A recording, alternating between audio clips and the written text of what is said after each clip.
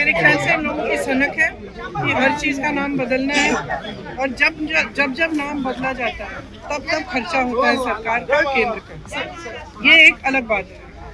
ये योजना महात्मा गांधी जी के नाम पर है। महात्मा गांधी जी हमारे राष्ट्रपिता हैं, उनका अपमान नहीं होना चाहिए। और तीसरी और सबसे ज़रूरी बात, नाम बदलने से ज़्यादा ज़रूरी ये बात है कि जो अधिकार इसी सदन में सबकी सहमति से जब वो कानून बना तो यहाँ एक भी राजनीतिक दल नहीं था जिसने सहमति नहीं दी। तो सबकी सहमति से ये कानून बना कि रोजगार का 100 दिन का अधिकार जो सबसे गरीब जन है इस देश का उसको मिलना चाहिए। अब इन्होंने बहुत चालाकी की है क्योंकि ऊपर से ऐसे दिखता है कि सिर्फ नाम बदल रहे हैं और 100 से 125 दिन को बढ़ा रहे हैं इसे। लेकिन इसको अगर ठीक तरह से पढ़ा जाए तो इसमें 2-3 ऐसे विषय हैं जिनसे ये योजना कमजोर क्या ये खत्म हो सकती है। और मैं आपको समझाती हूँ कि ये क्या है ये विषय। सबसे पहला कि इन्होंने 100 से 125 दिन की बात की है, लेकिन कमाई को बढ़ाने की कोई बात नहीं की है। आज अगर आप किसी भी प्रदेश में जाएंगे आपको पता चलेगा कि जो मनरेगा का बकाया अभी मिला नहीं है। तो जहाँ जाएंगे मजदूर यही कहते हैं कि अभी हमें पैसा नहीं मिला है। तो आप उतना पैसा नहीं दे पाए हो। केंद्र पहले 90% केंद्र की जिम्मेदारी होती थी कि केंद्र पैसे देगा। आज उन्होंने इस विधेयक से ये चाहते हैं कि वो कम हो जाए। तो जब वो कम होगा तो प्रदेश को देना पड़ेगा। जो गरीब प्रदेश है वो दे ही नहीं पाएंगे। इतना भार, इतना बोझ पड़ जाएगा उनकी अर्थव्यवस्था पर कि वो दे ही नहीं पाएंगे।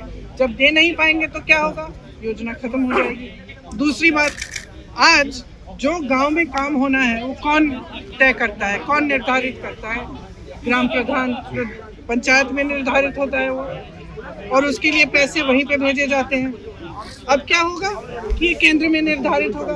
अरे केंद्र में यहाँ पे दिल्ली में बैठे हुए इन लोगों को क्या पता कि आपको कौन सा कुआं चाहिए, आपको कौन सी दीवार बनानी है, आपको किस चीज की मरम्मत करनी है, नहीं पता चलेगा। और इससे क्या होगा कि जो अधिकार आपने पंचायतों को दिया था, पंचायती राज द्वारा जो 73वां जो कानून था, संशोधन था, उसके तहत जो आपने अधिकार दिया था वो भी खत्म हो जाएगा। इसका मतलब है कि आप केंद्र में आप सारी सत्ता चाहते हो, आप ये निर्णय लेना चाहते हो कि कितना पैसा किसको कब भेजेंगे, किस काम में जाएगा, आप ये निर्धारित यहाँ केंद्र में करना चाहते हो।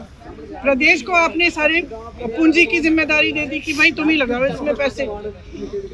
और जो पंचायत में है, जो गांव में है, उसका क्या होगा? उसको जो अभी मजदूरी नहीं मिल रही है उसका क्या होगा? 125 दिन कहना आसान है, उसके पैसे दोगे? खुद कह रहे हो कि नहीं देंगे, तो क्या होगा? स्कीम खत्म हो जाएगी। ये साधारण स्कीम बन जाएगी जो बाकी सरकारी स्कीम है। इसमें जो अधिकार है, जो ग्रामीण जनता के लिए, जो हमारे सबसे गरीब भाई बहनों के लिए जो अधिकार है वो खत्म करने जा रहे हैं। और आप जहाँ भी जाएंगे इस देश में दूर से पता चल जाएगा कि ये मनरेगा का लेबर है, ये मनरेगा का मजदूर है। दूर से पता चल जाएगा। उसके हाथ कठोर होते हैं, उसकी चेहरे पे झुर्रियाँ होती है, गरीब से गरीब इंसान होता है वो। वायनाड से लेके रायबरेली तक मैंने देखा है, दूर से पता चल जाता है कि मनरेगा के मजदूर है। उसको भी खत्म करना चाहते हो आप? किस लिए?